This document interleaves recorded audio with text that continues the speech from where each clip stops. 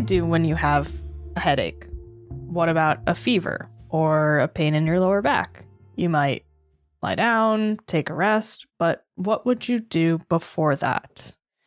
You'd probably take an over-the-counter painkiller or anti-inflammatory. And depending on where you are in the world, you'd probably grab a couple pills of paracetamol, Panadol, Calpol, Dafalgan, Doliprane, Excedrin, or Endopain, which is my personal favorite. Like, let's endo this pain. Or you'd reach for the bottle of Tylenol sitting in your cabinet, like it does in so many houses around the world. I mean, personally, my favorite is codeine. I mean... But, you know... That's not available everywhere. No, but you can't get it over the counter still in this country. Well, not in the US. That's unacceptable. But yeah, so that's exactly what the victims in today's case did. For a variety of reasons, they all reached for the Tylenol to devastating and lethal effect. Hi, I'm Taylor. I'm Kat, and welcome to Square Mile of Murder. Today we're talking about the Chicago Tylenol murders, which remain unsolved decades later. On September 29th, 1982, at 6:30 a.m., 12-year-old Mary Kellerman woke up feeling ill in the Chicago suburb of Elk Grove Village. She had a sore throat, and her parents decided she should stay home from school. She went to the bathroom, took 2 Tylenol capsules, which, for those of us outside of the US, is generally referred to as paracetamol, and I can't remember its proper chemical name. Acetaminophen. And seconds later, her father Dennis heard something drop behind the bathroom door. He called out to ask Mary if she was okay, but got no reply. He opened the door and found Mary on the floor, unconscious, still in her pajamas. He called 911 and paramedics rushed to the scene. They tried desperately to revive Mary, but nothing worked. And by the time they reached the Alexian Brothers Medical Center, Mary Kellerman was pronounced dead. It was just before 10 a.m. When the medical examiner's office was notified, they didn't immediately find her death suspicious. Why not? She's 12. I mean, yes. She's 12 and she's had a sore throat and then dropped dead. Yeah, but not like, she wasn't obviously like stabbed to death or something. Oh. That's poor wording on my part. But her body was sent for an autopsy because of the sudden manner of her death and her young age. Nick Pichos, an investigator with the Cook County Medical Examiner's Office, did a phone interview with Dennis Kellerman to make sure his story matched what the police found at their house, and nothing seemed out of the ordinary. At noon, 27-year-old Adam Janus went to pick up his kids from preschool. He had taken the day off from his postal worker job because he felt like he was getting a cold. On his way back home, he stopped at the store to buy some Tylenol. He got the kids home, and they all had lunch together. After that, he said, "I'm going to take 2 Tylenol and lie down." A few minutes later, he stumbled into the kitchen and collapsed on the floor. Dr. Thomas Kim, the medical director of Northwest Community Hospital's Intensive Care Unit, recalled in an oral history of these incidents for Chicago Mag that doctors tried in vain to resuscitate Janus. And Dr. Kim determined the cause of death was probably cardiac, so some sort of like heart attack or heart failure. Janus's family, including wife Theresa, his parents, and siblings, had all gathered at the hospital, and Dr. Kim tried to explain why Janus had died, even though doctors weren't sure what had happened. Janus's family left the hospital and returned not to their own homes, but to Adam Janus's home in Arlington Heights. At 3:45 p.m., Mary Lynn Reiner was at her home in Winfield. She had given birth to her 4th child only a week earlier, and she wasn't feeling well. Not surprised. Yeah, right. So she took some Tylenol and quickly collapsed. Her husband Ed arrived home shortly after Lynn collapsed. She was rushed to Central DuPage Hospital. The Janus family had gone back to Adam Janus's house and were planning his funeral. Adam's younger brother Stanley struggled with chronic back pain, so he asked his wife, Theresa. So Adam's wife was also called Theresa, but they are spelled differently. Yeah, it's a bit confusing. Yes, this is not a weird sister-wife, brother-husband situation. So yeah, he asked his wife, Theresa, to get him some Tylenol. She gave him 2 pills and then took 2 pills herself. First, Stanley collapsed, then Theresa collapsed. Dr. Kim was about to leave the hospital when he was informed that the Janus family was coming back to the hospital for treatment. He assumed the patients were Adam's parents, who were older and might not be coping well with the death of their son. He was surprised to learn it was actually Adam's brother and sister-in-law that were being brought in. Dr. Kim had spoken to Stanley and he seemed like a strong, healthy young man. But Stanley Janus was pronounced dead at 8:15 p.m. Meanwhile, Lieutenant Charles Kramer from the Arlington Heights Fire Department had been on scene as Stanley and Theresa Janus were being tended to by paramedics. Kramer realized something had to be going on, so he called public health nurse Helen Jensen to help out. Kramer told her, quote, "There's something going on here. We had a death this morning, and now we brought in 2 more from the same house." And Jensen, who had been eating dinner when the phone rang, dropped everything and headed for the hospital. Jensen found Adam's wife, Theresa, so the still ambulatory Theresa, in the hospital and started asking her questions. What exactly had happened that morning when her husband had collapsed? What had happened for the rest of the day? She was hoping to uncover some kind of link between these deaths.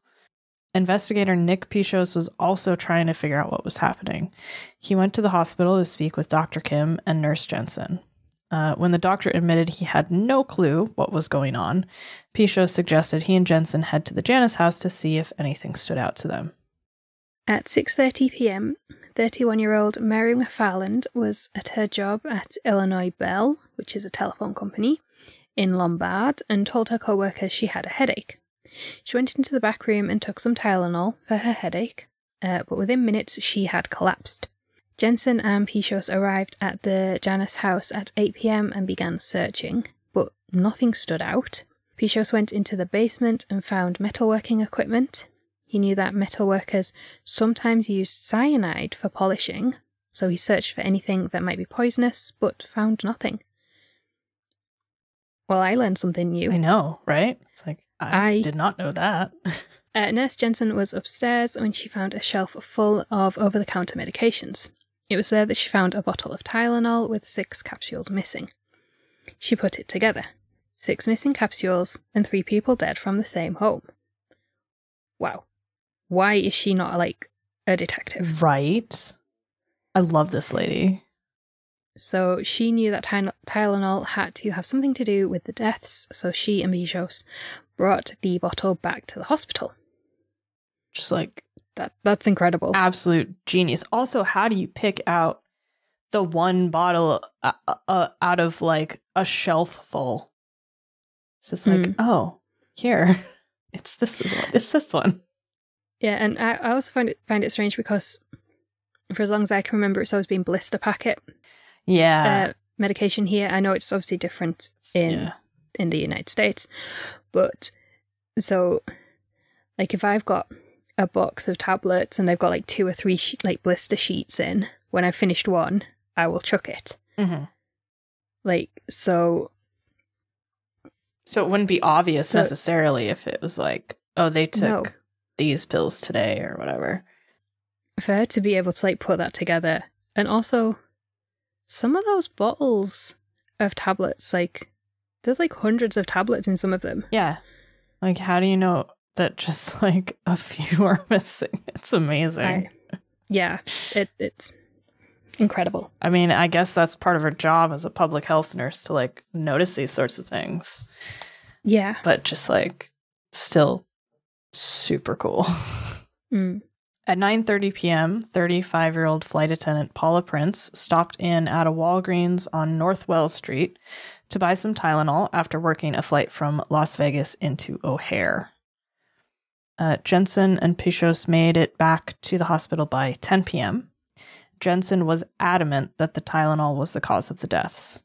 But people weren't quick to believe her. After all, people all over the world took Tylenol every day and survived. I took it literally 5 minutes before we started recording. Exactly. I gave my wife some this morning. I mean, we've been in here for a while, so I'm assuming she's still alive, but like, still. Well, if she's not, I mean, this episode won't see the light of day anyway, so. True. But Nurse Jensen was persistent.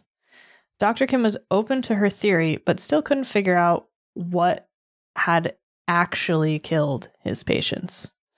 It wasn't just Tylenol. The only thing he could think of was cyanide poisoning, but that seemed ridiculous. Still, he decided to test blood samples from the patients who had died. And the hospital didn't even have the capacity to run tests for cyanide, so he actually had to send out the samples to another lab. The bottle of pills from Mary Kellerman's house had been inventoried by the paramedics, and Pichos had them bring it into the hospital. When it arrived, Pichos realized that both bottles of pills had the same control number, MC2880. He called up the medical examiner to tell him about this discovery, and Deputy Medical Examiner Donahue told him to open the bottles and smell them. When Pichos opened the bottles, everything seemed normal, but as he poured out the capsules, he noticed a strong smell of almonds. They both said it at the same time. Cyanide. Say it with us. Cyanide. Donahue told Chicago Mag, "I was very lucky because Pichos was able to smell cyanide. Only about half the population can smell it." I didn't know that. I didn't either. That's why I put that in there. It's like, just in case you think everyone can smell it, they can't. Yeah, I know they say it like smells of like is it bitter almonds is normally the description used, but I didn't realize that like half the population can't actually smell that. Now I'm curious if I can, but I also don't want to go encounter some cyanide to find out. You don't want to accidentally snort cyanide. Yeah, no, not so much. So we've covered cyanide poisoning here on the show before, but for a little refresher, cyanide is a chemical asphyxiant that blocks red blood cells from using oxygen. This causes suffocation, brain damage, and cardiac arrest. And it all happens very quickly. Yeah. As, evidenced by the fact that people are taking it and dropping down. Just within immediately. Minutes. Yeah. So by 1 a.m. on September 30th, Dr. Kim had the lab tests back and the suspicions of Jensen, Pichos, and Donahue were confirmed. The victims each had massive amounts of cyanide in their blood, in some cases 100 to 1,000 times more than the necessary amount to kill them. So at 3:15 a.m., Mary McFarland was pronounced dead at Good Samaritan Hospital in Downers Grove, and Mary Lynn Reiner was pronounced dead at Central DePage Hospital at 9:30 a.m. But because these victims were being brought into various Chicago area hospitals, police, doctors, and investigators didn't initially realize the deaths were connected. It was only once the word spread that other similar deaths were occurring in other towns that they were able to see the connection. Which is fair, like... Yeah, especially, let's say, back in the 80s, you didn't have, like, the same centralized database. I mean, the internet wasn't even invented then, was it? Not in the way that we know it now. Well, you know what I mean. Like, wasn't being used by police in definitely that not. time. And also, like, I honestly wonder if the three people hadn't died in one house, if the connection certainly wouldn't have been made this quickly, but also if it would have been made at all. Because, like, that's the thing. It's like, okay, 3 people are in this house. They were all relatively healthy people. There has to be something in their environment. But if it's just like random deaths around the county, I don't know. Yeah. By 10 a.m., an attorney from Tylenol's parent company, Johnson & Johnson, maker and purveyor of basically every kind of consumer product you can possibly think of. and including COVID vax. Yes, yeah, that's true. So Johnson & Johnson sent an attorney to the medical examiner's office, and the toxicologist there explained what they had found. Tylenol bottles riddled with arsenic. Roy Dames, the CEO of the Cook County Medical Examiner's Office at the time, recalled, "My first reaction was, let's make sure there's no other connection between these deaths before we go and tell people not to take Tylenol. So they proved it to me, and I said, great, let's go."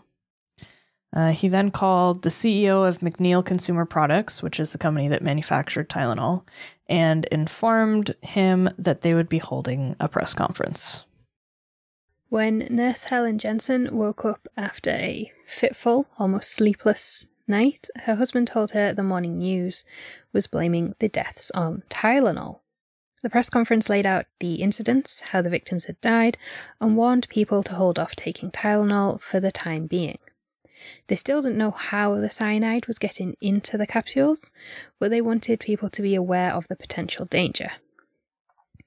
It was at this point that Jensen realised nobody had called up the police department to tell them exactly what was going on. She called the police and told them that they needed to take Tylenol off the shelves of the Chicago stores. Police initially balked at the idea, but the deputy chief of police was on the call and immediately agreed that it was the best option. By 3 p.m, Johnson & Johnson announced the recall of all Tylenol from control lot MC2880. Roy Dames spent the rest of the day fielding calls from concerned citizens who had taken Tylenol and were worried that they might be next. There's a quote that I didn't put in here, but I just really loved that he said, like, he was getting all these phone calls and he ultimately just started saying to people, look, if you've taken Tylenol and you're able to call me, you don't need to worry. You're fine. Yeah. Like, you'd know. So the deaths and the information that something as common and innocuous as Tylenol had caused them, obviously caused a panic. And while the world began to panic, investigators still had no idea who had poisoned the pills. By 8 p.m. on September 30th, the Illinois General Attorney, Tyrone Farner, was called in to help organise the investigation alongside Illinois State Police Director James Zagel. On the morning of October 1st, Farner brought together members of state police, local law enforcement, police chiefs, State Police Director Zagel, and even federal agents to help with the investigation. They had no clue how big the issue was. Was it just Chicago, just Illinois? What about the rest of the country or even worldwide? By that evening, Theresa Janus, the brother's wife, that is very confusing, isn't it? Yeah. Theresa Janus, who had taken the Tylenol, was taken off life support at Northwest Community Hospital and was pronounced dead. Police also discovered the body of Paula Prince in her apartment in Old Town after her family and friends had failed to reach her. In Prince's apartment, police found an open Tylenol bottle on the bathroom vanity. She had taken the Tylenol, taken a few steps towards the bathroom door, and then collapsed. And as a confirmation, police found security camera photos of Prince buying the Tylenol at Walgreens the night before. Prince's death got Chicago Mayor Jane Byrne and Chicago Police Superintendent Richard Brezick involved. And even with Google Translate, we struggled with that, so we're really sorry. Yes. And late that night, Mayor Byrne held a press conference officially stating that all Tylenol would be removed from Chicago's shelves. By October 4th, the Chicago City Council also passed an ordinance requiring tamper-resistant packaging for all drugs sold in stores in the city. On October 5th, Johnson & Johnson recalled all Tylenol products nationwide. That was about 31 million bottles of pills, with a value of more than $100 million. So we'll talk more about Johnson & Johnson's response to this crisis in a minute, but for now we'll look at the investigation.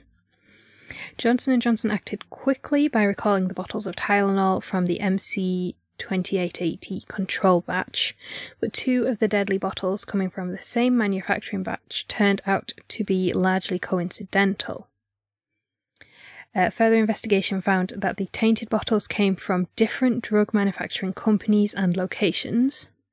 This led investigators to conclude that the pills weren't being altered at the factory, but it was more likely that someone was purchasing or taking the bottles from Chicago stores, filling the capsules with cyanide, and then putting them back on the shelves. And it's important to remember that at this point in time, the only thing standing between consumers and their over-the-counter medications was a cotton ball. No childproof lid, no foil safety seal, no plastic bottle wrapper. Nothing. Yeah. Which is all normal to us now. Yeah. And the drugs inside were openable capsules with powder inside, so it makes sense that someone could alter the pills, put the bottles back on the shelf to then be sold as new to unsuspecting buyers. Just terrifying. Very, very scary when you think about it. So along with the 5 bottles that were found with the victims, a handful of other contaminated bottles were later recovered in the Chicago area. This led investigators to suspect they were looking for a single culprit intent on causing random harm and widespread panic. Attorney General Reiner goes as far as to call it an act of terrorism. He said to Chicago Mag, there was no intended victim, just random victims, not unlike what happens in the world today when people throw pipe bombs. Up until that time, when you had mass murderers like Richard Speck, these were people who'd selected victims and decided what they were going to do or not going to do. But this really was random. And that's what terrorism is to me, to frighten or kill indiscriminately. The police began checking in on any potentially disgruntled former Johnson & Johnson employees. And detectives spoke to several people who J&J had fired, and while a few seemed potentially capable of the crime, none were ever considered seriously as suspects. On October 6th, Johnson & Johnson received a letter demanding $1 million in exchange for an end to the poisonings. Investigators quickly discovered that the letter was sent by a man named James William Lewis. Lewis was a man with a rough childhood and a troubled past who had already had run-ins with the law. He had been arrested for a number of charges in the past, including assault and murder. And in the murder charge, he and his wife had started a bookkeeping company and were arrested in 1979 for the murder of their very first accounting client. That's not a good way to get return business. No, it is not. 72-year-old Raymond West. Police believed Lewis and his wife had killed and dismembered West and then hid the man's body in his own attic, and then proceeded to withdraw money from his bank accounts. Again, not a great way to run an accounting business. No. However, the case against Lewis consisted of mostly circumstantial evidence and was ultimately dismissed. Lewis's fingerprints were found on the envelope sent to Johnson & Johnson, and he was arrested and charged with extortion. Police and the Justice Department investigators believed Lewis was responsible for the poisonings. However, Lewis and his wife had been living in New York at the time of the murders, and police couldn't find any evidence to link them to the crime.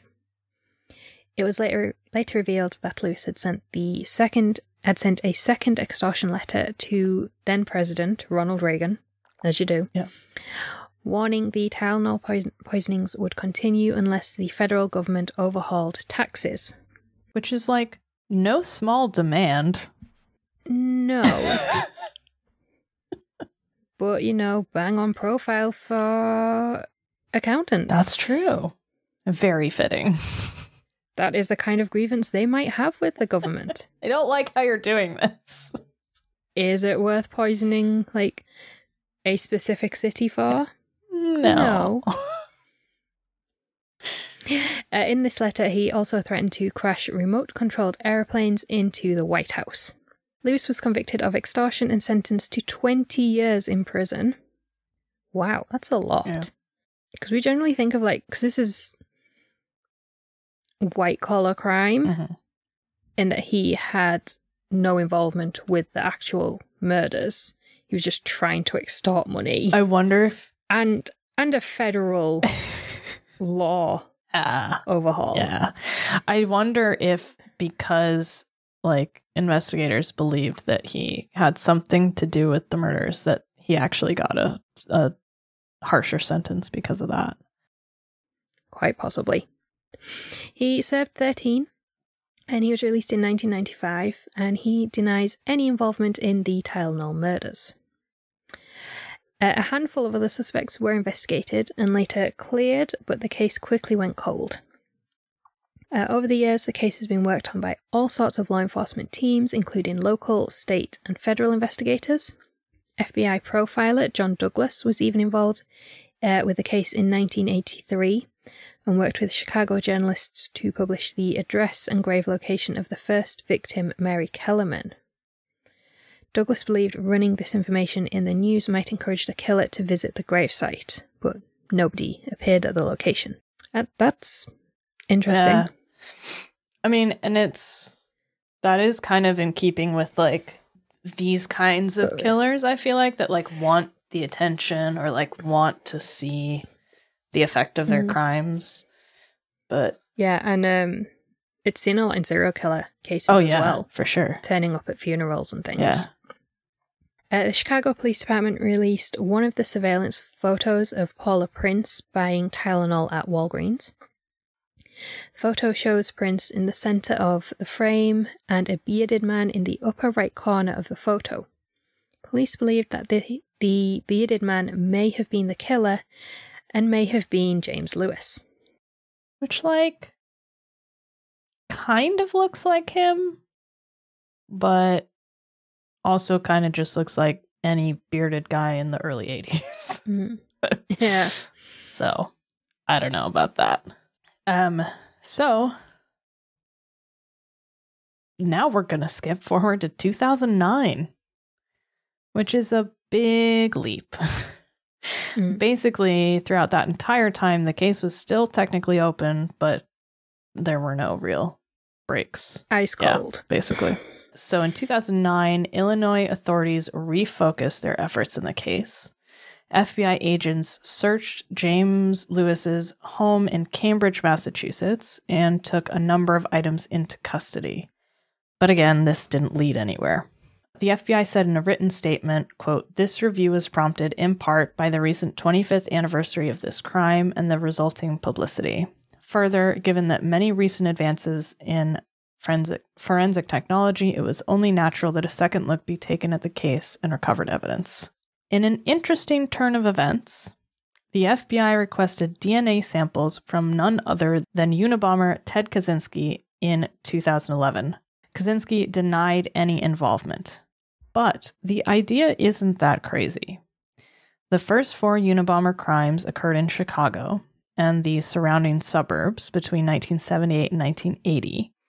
And Kaczynski's parents had a home in the Chicago suburb of Lombard in 1982, where he would occasionally stay. And this kind of random mass hysteria crime does fit in with Kaczynski's credo denouncing society, industrialization, and technology, especially if you think of pharmaceuticals as a technology. I mean, yes, in a way, but it's all developed from old medicine anyway. Yes, so. But his whole thing was how industrialization was destroying the environment. So drug production and chemical production, that sort of thing, I could see that. Mm-hmm. And add on top of that, Kaczynski wasn't captured until 1996. So it is definitely possible that he could have committed the murders. So I don't know a lot about Ted Kaczynski, but I thought he was captured long before that for some reason. But I was also thinking he was active, like the Unabomber crimes were earlier than that as well. Oh, yeah. A really great... It's a dramatization, but it's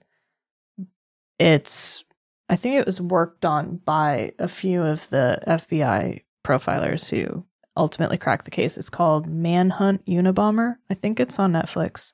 On Netflix, I've seen that. It's really good. it's just jumbled in my brain with a lot of other things. Yeah. So. But if anyone wants to know more about his crimes, that's a really good one. I think there's also a documentary out there that's pretty good too. Yeah. But yeah, that's really interesting. Like I said, my brain has mixed up the dates with when Kaczynski was active and captured. Yeah. But yeah, like you say, pharmaceutical chemical production. Yeah, that's very feasible. It's interesting. Like, it's an interesting thing to think about because pretty much the majority of his crimes were bombings. So it's a different MO, but also it's kind of early in the grand scheme of his crimes. So, like, I don't know. It's definitely something that I don't mind entertaining because, like, it makes sense in a way. Yeah. But also, it makes sense in a way that literally anyone could have done this. So that's part of the problem. That's the problem when there's no sort of clear perpetrator. Yeah. Is that you do it for every crime. You start to look at who's got previous. Yeah, who else was around. And sadly that in many instances has taken police way off track and allowed very dangerous individuals to keep on killing.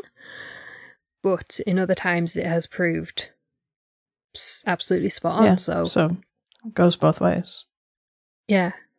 But yeah, so Kaczynski's involvement has never been proven.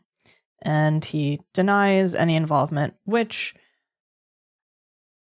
he doesn't really have a huge motivation to stay quiet about it. Like, he's imprisoned for life. He's never going to get out. Like, he's already been convicted of God knows how many crimes, several murders. So, but then again, there's other criminals like Peter Tobin. He's in prison for life, and they know that there's other crimes that he's connected to. He knows he's never going to get out, but he still won't say a word. Yeah. There's lots of killers who are in for life, but they still refuse to talk about their other crimes.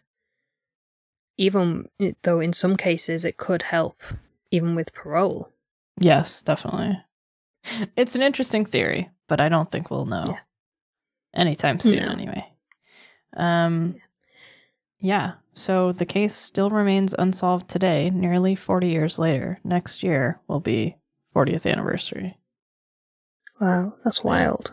Today, when you think of massive pharmaceutical companies, you're likely to think of companies like Purdue Pharma, the makers of OxyContin, who willfully aided and abetted doctors to prescribe more opioid painkillers, leading to the current opioid epidemic. And I will say, I joke about taking codeine because it's something I've taken on prescription and because I have long-term health problems. I do not joke about the opioid epidemic because I know it's very serious, but I also, when you live with long-term health problems, you have to laugh about it, otherwise you curl up and die. So in case anyone thinks I sort of make fun or take it very lightly, I don't. It's just gallows humor gets you through a lot. Yes, that's definitely true. So, and while large corporations rarely put the customer before the bottom line, I love that we said rarely, as if it happens at all. I mean.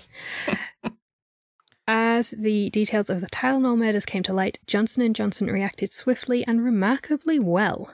In addition to recalling all the Tylenol with the same control number as some of the tainted bottles, and then recalling all Tylenol products nationwide, they also told customers that they could exchange any bottles of Tylenol capsules for bottles of solid pills at no charge to put their fears at ease. They're going to lose money either way because if you recall a product, you're then going to have to refund it. Yes. Because you're recalling it for a reason. Yeah, exactly. There's something wrong with it. But Yeah, that's definitely very good PR as well. Yeah, it's like, hey, look here, if you're still worried, if you're still not sure about us, here's a pill that, like, if someone's fucked with it, you can tell. Johnson & Johnson also worked closely with law enforcement to help search for the killer. By November, Johnson & Johnson had introduced a new packaging technique that included a triple sealed bottle that would help customers know the products they were buying hadn't been tampered with. This type of packaging, in addition to stricter quality control methods and a shift away from capsules towards solid pills, was adopted by the pharmaceutical industry at large and changed the way we interact not just with drugs but with many other consumer products. Alan Hilberg, a public relations expert who worked with Johnson & Johnson during the crisis, told the New York Times in 2018, "We concluded we were never going to be judged by what caused the problem. We were always going to be judged on how we responded to it." And he was absolutely right. That reminds me of a quote I once read, and it doesn't matter how you fuck up, it matters how you deal with it. Yeah, exactly. In the grand scheme of mistakes or, you know, failings, like, ultimately it's not the mistake that matters. It's like, did you cover it up? Did you deal with it head on? Did you tell people what was going on? Like, that's the big thing. Yeah. I do wonder what the reaction would be if that happened. God forbid, if that kind of thing happened today. Because I don't think it would be. Don't think it would be the same. No. There'd be so much of, nope, nothing to do with us. Well, I mean, again, just look at Purdue Pharma. Like, it's been in the news this week. The company is being dissolved and fragmented as part of their settlement for covering up their, like, involvement in this whole opioid thing. And like, they didn't care. They just wanted to sell more pills. It's interesting because you think about the 1980s, and they're often depicted as this time of, like, massive economic excess and corporate growth and, like, just profit. And here's this massive multinational company being like, okay, we're going to take the hit. And, you know, they're doing that obviously for two reasons. They're doing it to protect their customers, but also to protect their bottom line or reputation. But if you're doing one and it benefits the other, like, at least that's something. If you're doing one in opposition to your customers' safety, I think that's what we see more often. Yeah.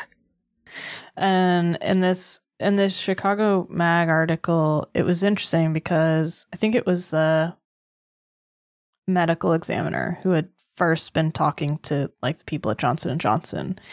He was like, oh, when the attorney came in and we explained everything, he realized, now that we knew that it was Tylenol and that it was being laced with cyanide, we couldn't not release this information. And also, when he spoke to the CEO, I guess the CEO was like, do you have to do a press conference?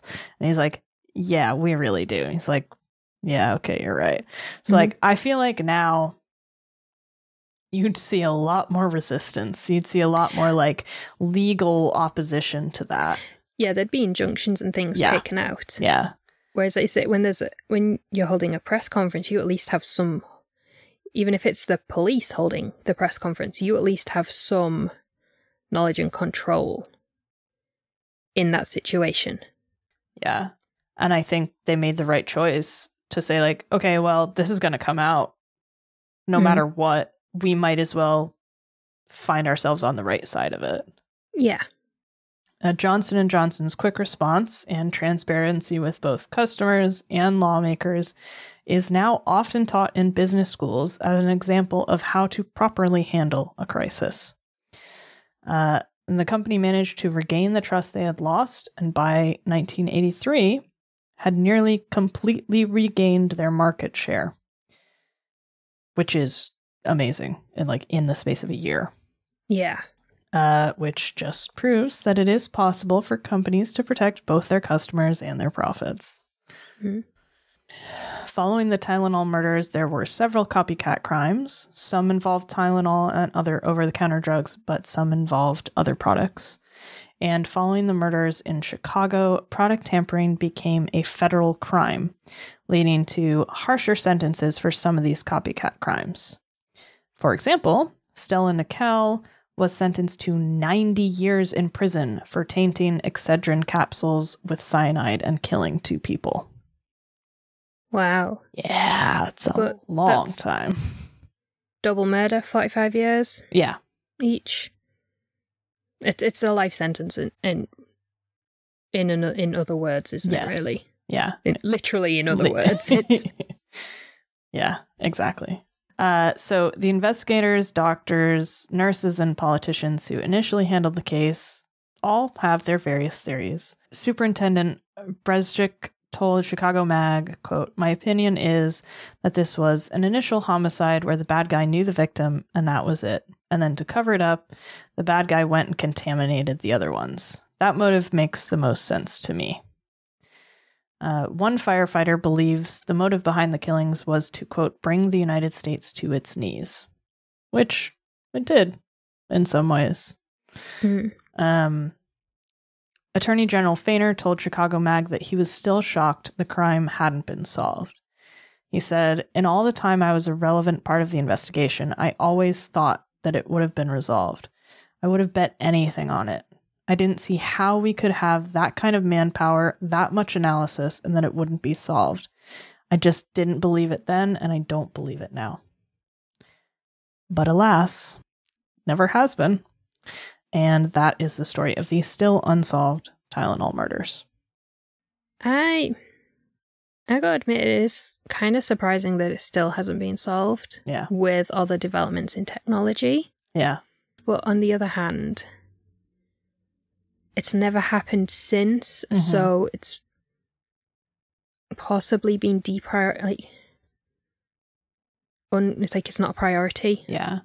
I think that in investigations like this, where you get to a certain point where you've basically found all the information, but nothing new is coming up from that, it's sort of well, where do you go?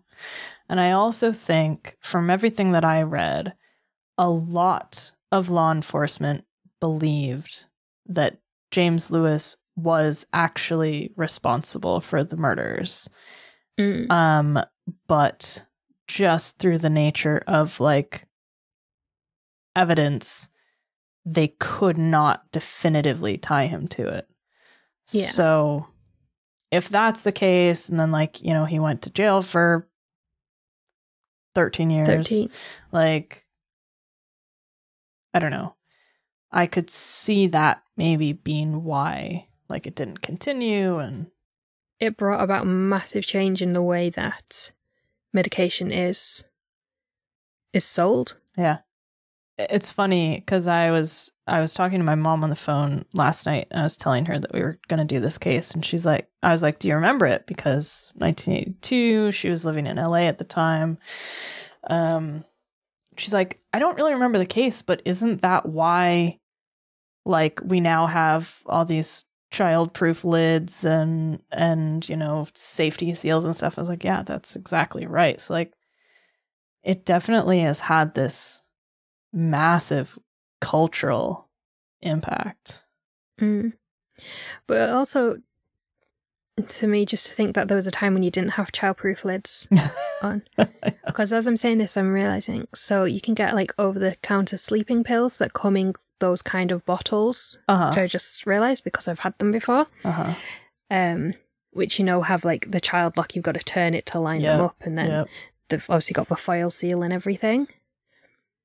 So, yeah.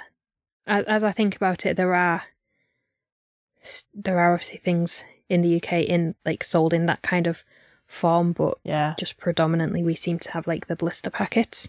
But yeah, so it'd be interesting to find out if that had an impact globally. Yeah. Which it very well could have done with Johnson & Johnson being such a global brand. Well, the thing that I kept thinking about while I was writing this up was like, it's not just drugs. Like, if you think about, when was the last time you opened a new bottle of ketchup? What did you have to do with it? Oh, yeah. So you've got to take the little foil seal out. Yeah. But no, it's interesting because, like, I don't know. The public health nurse Jensen spoke in the article, and she was like, I didn't have any over-the-counter medication in my house for years, and I was terrified. I was terrified that, you know, they'd be poisoning the food that we ate and bought and stuff. And, like, it's a fair, like, when you see it up close, that's a fair fear to have. Yeah, and of course we are looking at it in, like, with the benefit of hindsight, because it happened 9 years before we were born. Yeah, and we look at it from a world where your ketchup does have a foil seal on it. You know, your cereal comes in the foil bag or the plastic bag or whatever. So, but no, it's definitely, it seems like one of those, like, crimes of the century, or like events of the century, because, and it changed so much. Yeah. But yeah, I have no clue who could have done it. Yeah. And I don't think we ever will know at this point. Like, no. 40 years has passed. I think, barring some sort of major discovery somewhere, somehow. Yeah, because it's not like the Golden State Killer, where it's DNA and genealogical technology that's developing. There's no DNA because the capsules were ingested. Yeah, they're gone. So that's gone, and unless there is like a very specific chemical profile for that cyanide, that can somehow be tracked to where it was produced. Yeah. But then at this point, like, if tracking that profile down took any amount of time, then you can't match it now. Like, it's all of that information is gone. So, and then you've got to look at what kind of poison registry there is in the US now, or in the 1980s. Yeah. And also, like, I would imagine that, because there are some uses for things like cyanide and arsenic that in industry. And so I would imagine that, you know, if you had a job in a metalworking factory or something, like, maybe you'd had access to this, then it would have been purchased legally and on the record, but someone could come in and, you know, take some. Think the size of capsules. Yeah. It's a very tiny amount. Yeah. So, like, even if you filled, they found at least 5 bottles. So even if you filled, 100 pills in 5 bottles, you don't need a 5-gallon barrel of cyanide powder. You barely even would need, like, a cup. Yeah. You need very little.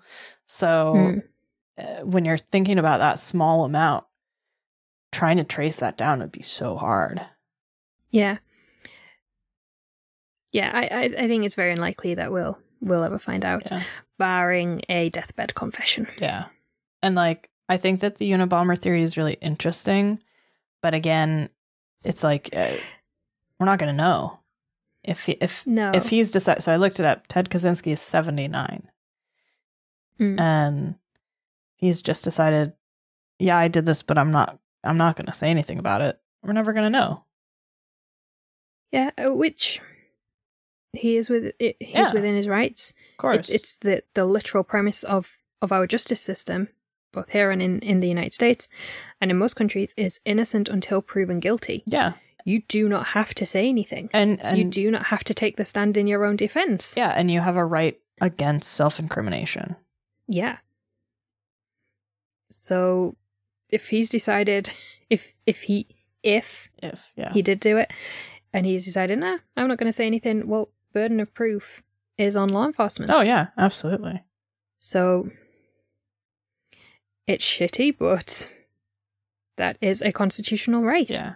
And if it was James Lewis, then obviously they couldn't find enough evidence to support that burden of proof. No. So yeah. Once again, we have solved nothing. Yep.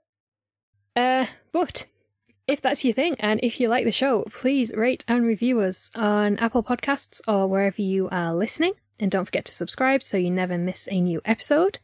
If you want to suggest a case or a theme for us to cover, send us a message on social media or email us at info@squaremileofmurder.com. And we've been getting some good case recommendations through the email, so keep them coming. We like them. And if you would like to help us cover the costs of making the podcast and help us invest in the future of the show, you can join our Patreon page. Tiers start at just £1 per month. Every patron gets regular episodes a day early, a shout out on the show, priority case requests, and a lifetime merch discount. And that's just for £1. As the tiers go up, you get even more, including bonus episodes, exclusive merch, and access to our entire bonus episode archive. So check that out at patreon.com/squaremileofmurder, the links to which are in all of the usual places. Thanks for listening. We'll see you next week. Yeah. See you then. Bye. Bye.